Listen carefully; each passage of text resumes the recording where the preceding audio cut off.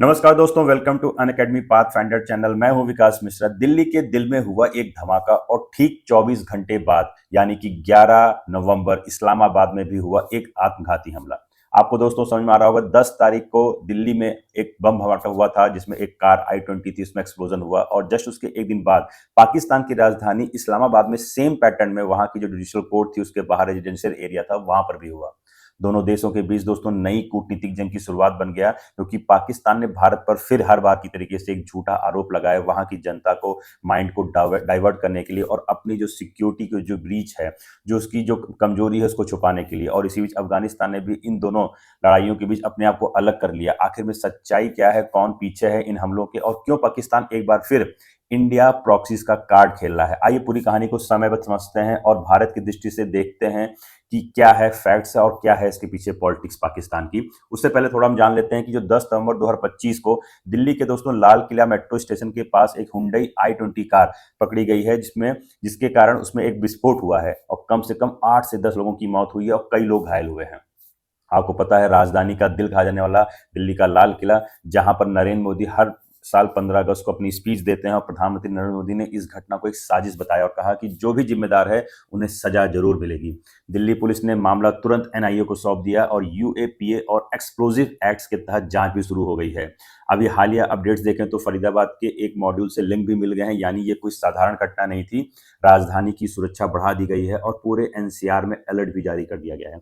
तो आइए देखते हैं दोस्तों किस तरीके से इंटरनेशनल मीडिया ने कवर किया। ये 12 नवंबर की खबर है, द यूरेशियन एशियन टाइम्स ने कवर किया है कि the day of the Delhi blast, Pakistan capital Islamabad rock bye suicide bombing, at least 12 killed. ये पैटर्न ये शो कर रहा है कि किस तरीके से दो पड़ोसी मुल्क जो एक दूसरे के संबंध जिनके इतने अच्छे नहीं है, वहां पर एक क्रोनोलॉजी ऐसे सेट की गई कि दिल्ली में 10 तारीख को और इस्लामाबाद में 11 तारीख को एक बॉम्ब ब्लास्ट हुआ है और पैटर्न भी एकदम सेम है। इसके पीछे के क्या रीजन है, इसको आगे चलकर देखते हैं और समझते हैं। ये देखिए, द नेक्स्ट डे, सिर्फ 24 घंटे बाद दोस्तों इस्लामाबाद के G11 जुडिशियल कॉम्प्लेक्स में एक कार बम से आत्मघाती हमला हुआ है और ये एनडीटीवी ने भी कवर किया है कि 12 killed 27 injured in powerful car bomb blast at Islamabad court complex. आपको बता दूं दोस्त, जैसे ही ये अटैक हुआ है उसके तुरंत बाद टीटीपी यानी आपको पता होगा तारीके तालिबान पाकिस्तान, ये एक टेररिस्ट ग्रुप है जो पाकिस्तान के द्वारा डिक्लेयर किया गया है और इस ग्रुप ने इसकी रिस्पॉन्सिबिलिटी ली है और ये कहते हुए लिया है कि ये हमला एंटी स्टेट एलिमेंट्स के खिलाफ जवाबी कार्रवाई है। आप देखिए दोस्तों किस तरीके से पाकिस्तान के इंटरनल पॉलिटिक्स के कारण वहां पे इस तरीके की चीजें हो रही हैं। द गार्जियन ने भी लिखा है कि Pakistan faces it's deadliest attack since 2008। इससे 2008 से पहले, ये आज मतलब कि आप देखिए तो 17 साल बाद 2008 के बाद इस्लामाबाद जो पाकिस्तान की कैपिटल में इतना बड़ा अटैक पहली बार हुआ है। हालांकि वहां के जो मिनिस्टर उन्होंने बोला है कि इसका हम कड़ा जवाब देंगे और इसकी सही से जांच कराएंगे। इससे पहले देखिए दोस्तों, Pakistan Taliban claims responsibility of deadly terror attack, the guardian ने इसको कवर करके बताया है कि ये टीटीटी ने इसको रिस्पॉन्सिबिलिटी ली है। हालांकि वहाँ के जो मिनिस्टर्स हैं और जो वहाँ के पॉलिटिशियंस हैं इसको हर बार की तरीके से इंडिया पे इसको कनेक्ट कर रहे हैं। तो आगे चल के देखते हैं इसके पीछे की सच्चाई क्या है और पाकिस्तान किस तरीके से हिंदुस्तान पर आरोप लगा रहा है। The Pakistan allegation India proxies, और इसके बाद शुरू होता है सियासी तूफान। पाकिस्तान के प्रधानमंत्री हर बार की तरह इस बार भी दोस्तों शहबाज शरीफ ने दावा किया ये हमला भारत के प्रॉक्सी नेटवर्क से कराया गया है। आपको मैं बता दूं पहले कि प्रॉक्सी नेटवर्क क्या होता है। प्रॉक्सी मतलब जब आप डायरेक्टली प्रेजेंट नहीं होते हो किसी पर। जैसे यहाँ पर एग्जांपल लिया जाए तो पाकिस्तान का कहना है कि हिंदुस्तान अफगानिस्तान के थ्रू पाकिस्तान पर अटैक करा रहा है। तो मतलब हिंदुस्तान डायरेक्टली नहीं, बट जो उसका टूल है वो अफगान बना हुआ है, जो तालिबान की सरकार वहां पर है उसके थ्रू पाकिस्तान पर अटैक करा रहा है और टीटीपी को सपोर्ट कर रहा है। और ये ऐसा कह करके वो ये बताना चाह रहे हैं कि वहां की जो जनता है, जो पूरी तरीके से पाकिस्तान की जो इंटरनल पॉलिटिक्स से डिस्टर्ब हो चुकी है, उसका ध्यान भटकाना चाह रहे हैं। उनका कहना था कि नई दिल्ली अफगान तालिबान के जरिए पाकिस्तान हमले करवा रहा है और ये आरोप पाकिस्तान की जो घरेलू राजनीति है उसको पूरी तरीके से दोस्तों उसके ध्यान को हटाने की खाली एक कोशिश है। वहां का जो विपक्ष है सरकार पर दबाव डला रहा है, क्योंकि आपको पता है वहां पे महंगाई, आईएमएफ की शर्तें और आर्थिक संकट ऑलरेडी बहुत तेजी से चल रहा है। इसलिए बाहरी दुश्मन को दिखाना कि राजनीतिक रूप से फायदेमंद साबित होगा और खासतौर से उनके लिए भारत का नाम लिए करके इस तरीके से यूज करना उनके लिए काफी फायदेमंद होगा कि वहां की जो जनता है उसका माइंड डाइवर्ट किया जा सके। बट दोस्तों, जनता इतनी मूर्ख नहीं होती, वो समझती है कि सरकारें क्या चाह रही हैं और किस तरीके से ईमानदारी से काम कर रही हैं। आइए उससे पहले देखते हैं दोस्तों किस तरीके से अनअकैडमी आपकी यूपीएससी की तैयारी को आसान करने के लिए मंथली करंट अफेयर्स की magazine, weekly news analysis, NCERT के नोट्स, प्रीवियस ईयर के क्वेश्चंस, करंट अफेयर्स के पीडीएफ और साथ ही दोस्तों आपको हम प्रोवाइड करा रहे हैं फ्री प्रीलिम्स मॉक टेस्ट। और आप हमारे इस नंबर पर कॉल कर सकते हैं जहां पे हमारे डेडिकेटेड काउंसलर्स आपके डाउट्स को, आपकी यूपीएससी की जर्नी को आसान करने के लिए आपके डाउट्स को क्लियर करेंगे। और अगर आप दिल्ली से, पटना से, प्रयागराज से या इंदौर से बिलोंग करते हैं तो डायरेक्टली हमारे यूपीएससी के ऑफलाइन सेंटर में जाकर के अपनी क्वेरीज को सॉल्व कर सकते हैं। आइए देखते हैं दोस्तों इसके बीच में अफगानिस्तान का क्या एंगल रहा है और उसका कहना क्या है। हालांकि अफगानिस्तान को इस बीच में इसमें लाया गया और अफगानिस्तान ने अपने आप को क्लियर कर लिया कि मेरा टीटीपी से कोई संबंध नहीं है।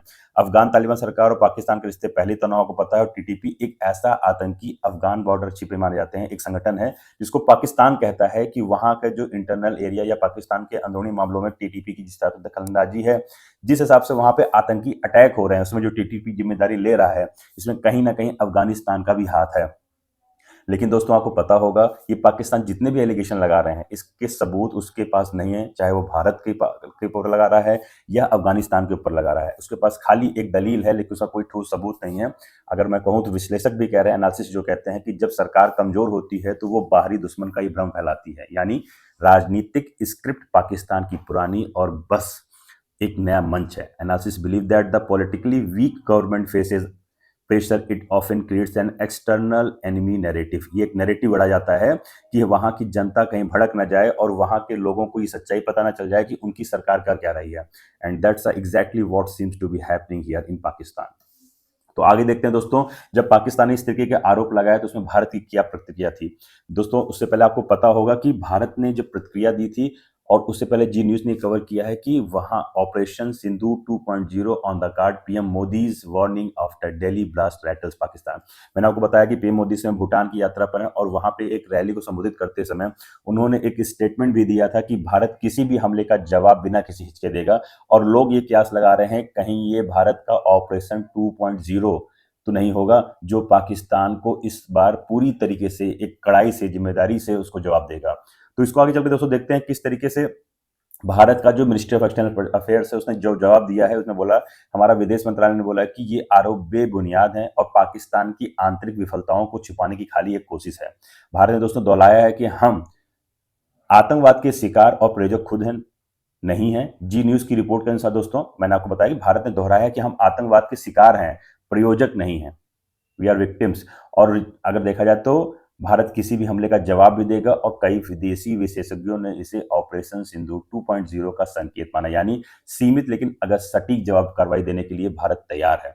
Several foreign policy analysts viewed this as a subtle hint of Operation Sindoor 2.0, possibly a limited cross-border precision strike in response to escalating threats.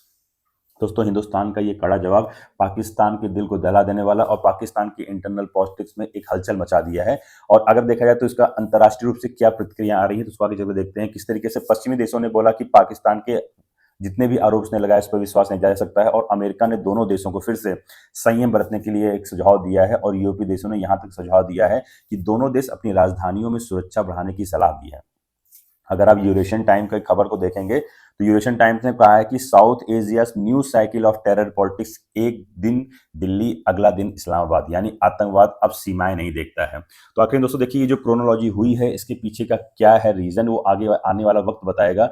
जब इंडिया पूरी तरीके से अपनी जांच को कंप्लीट करेगा तो उसके बीच जो हुए साजिश जो किसने की है, हिंदुस्तान उनको छोड़ेगा नहीं और उनको सही से जवाब देगा। हालांकि पाकिस्तान तो अपनी झूठी पॉलिटिक्स के सहारे ही अपना काम करेगा, वो भारत पर आरोप लगा करके अपनी राजनीति की रोटी सेकेगा। लेकिन हिंदुस्तान आपको पता है एक जिम्मेदार नेशन है, और एक जिम्मेदार नेशन की जिम्मेदारी ये होती है जब तक उसके पास सही सबूत नहीं आ जाएगा तब तक वो एक्शन नहीं लेगा, और एक्शन ऐसा लेगा कि पूरा हिंदुस्तान जब एक्शन लेता है तो पूरी दुनिया देखती है। तो दोस्तों ये जो दिल्ली और इस्लामाबाद के धमाके में दिखा दिया है कि आतंक की आग किसी एक देश तक सीमित नहीं होती। भारत शांति हमेशा चाहता है लेकिन दोस्तों सुरक्षा पर कभी समझौता नहीं करेगा। अब सवाल यही है कि क्या दक्षिण एशिया कूटनीति और रक्षा के बीच एक नया संतुलन बन पाएगा, और क्या भारत अब अपने सुरक्षा सिद्धांतों पर और कठोर रुख अपनाएगा। Should India now adopt a more hardline security doctrine? It may be possible कि हिंदुस्तान ऑपरेशन 2.0, ऑपरेशन सिंदूर 2.0 भी लॉन्च कर सकता है। ये आने वाला वक्त बताएगा। तो आपको हमारा वीडियो कैसे लगी कमेंट करके जरूर बताएं। जय हिंद।